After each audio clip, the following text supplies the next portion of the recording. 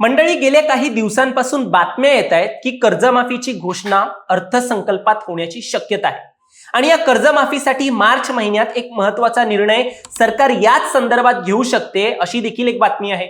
खरंच कर्जमाफीवर सरकार काही महत्त्वाचा निर्णय घेण्याच्या तयारीत आहे का? मार्च महिना यासाठी महत्त्वाचा असल्याचं का म्हटलं जातंय? याच प्रकरणासंबंधित एक जाहिरात देखील वृत्तपत्रांमध्ये आलेली आहे कर्जमाफी संदर्भात। त्यात काय म्हटलं गेलंय हे सगळं काही आपण या व्हिडिओच्या माध्यमातून आता जाणून घेणार आहोत। दरम्यान तुम्ही चॅनलवर नवीन आलाय तर लगेच सबस्क्राइब करा प्राईम टाइम महाराष्ट्राला, कारण असे महत्त्वपूर्ण अपडेट्स आम्ही नेहमी तुमच्यासाठी घेऊन येत असतो। माझं नाव ओमकार साळवी आणि या विषयाला आपण सुरुवातीपासून सुरू करूया। तर मंडळी, पुढारी सारख्या वृत्त माध्यमांमधून आज एक बातमी झळकली आहे की शेतकरी कर्ज निवारण योजना 2026 हे योजनेचं नाव आहे आणि या योजनेच्या अंमलबजावणीसाठी शासन स्तरावर हालचालींना वेग आलाय। प्रस्तावित असलेल्या या कर्जमाफीच्या विषयात अनेक थकबाकीदार शेतकऱ्यांची माहिती अपूर्ण आहे आणि ही प्रक्रिया पूर्ण करण्यासाठी अडचणी येत असल्याचं देखील सांगितलं जातंय। शेतकऱ्यांनी त्यांची अपूर्ण असलेली माहिती बँकेत सादर करण्यासाठी काही वृत्तपत्रामध्ये शासनाकडूनच जाहिरात देण्यात आलेली आहे। त्या जाहिरातीमध्ये म्हटलंय की शेतकरी कर्ज निवारण योजना 2026 करिता थकबाकीदार शेतकऱ्यांची माहिती तयार करण्याचं काम जिल्हा मध्यवर्ती सहकारी बँका व विविध कार्यकारी सेवा सहकारी संस्था स्तरावरती सुरू आहे। सदर माहिती तयार करताना अनेक शेतकऱ्यांचे आधार कार्ड, बचत खाते क्रमांक, मोबाईल नंबर इत्यादी माहिती बँक व संस्थेकडे उपलब्ध नाहीये। म्हणजे काय काय उपलब्ध नाहीये पुन्हा बघा, आधार कार्ड, बचत खाते क्रमांक आणि मोबाईल नंबर ही माहिती संस्थेकडे आणि बँकांकडे उपलब्ध नाहीये। तसेच अनेक कर्जदार आणि शेतकरी जे आहेत ते मयत झालेत किंवा गाव सोडून गेल्यामुळे त्यांची सुद्धा माहिती उपलब्ध होऊ शकलेली नाहीये।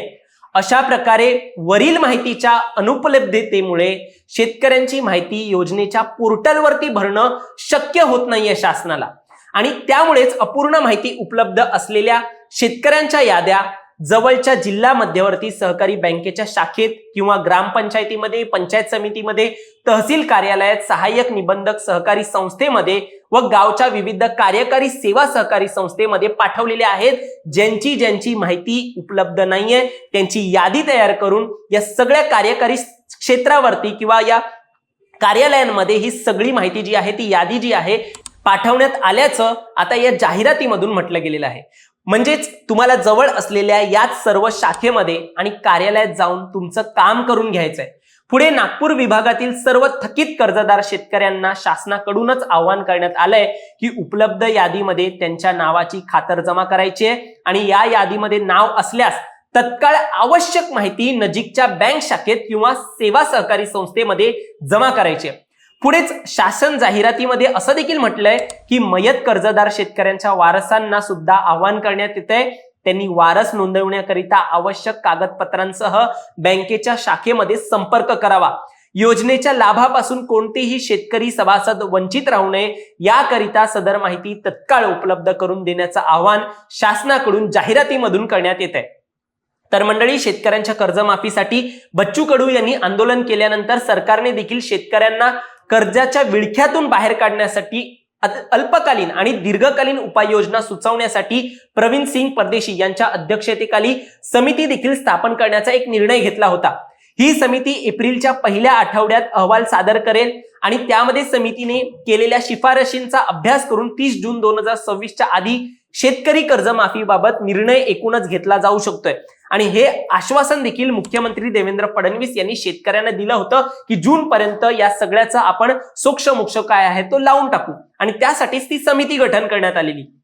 सरकारने शेतकऱ्यांना दिलेल्या कर्जमाफीच्या आश्वासनानंतर उदय सामंत यांनी तेव्हा म्हटलेलं की कर्जमाफी नेमकी कशा पद्धतीने होणार आहे याचाही आराखडा तयार झालेला आहे।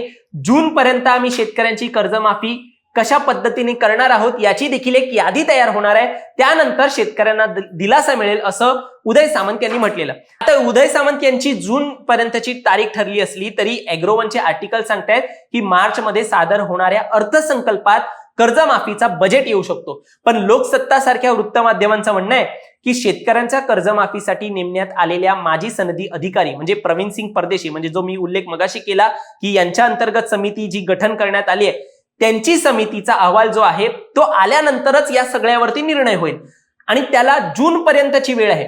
त्यामुळे 2026-27च्या अर्थसंकल्पात कर्जमाफीची तरतूद करण्यात येण्याची शक्यता नाही मध्ये जमा आहे असं लोकसत्ता म्हणतंय. त्यामुळे कर्जमाफीच्या घोषणेसाठी शेतकऱ्यांना जुलैपर्यंत म्हणजेच पावसाळी अधिवेशनाची वाट पाहावी लागणार आहे असं देखील या वृत्तामध्ये सांगण्यात आलंय. तुम्हाला या सगळ्यावर काय वाटतं? तुमचं मत देखील आम्हाला कमेंटमध्ये सांगा आणि माहिती महत्त्वपूर्ण वाटली असेल तर आपल्या शेतकरी मित्राला ही बातमी शेअर करा आणि लगेच सबस्क्राईब करा प्राईम टाइम महाराष्ट्रला. धन्यवाद.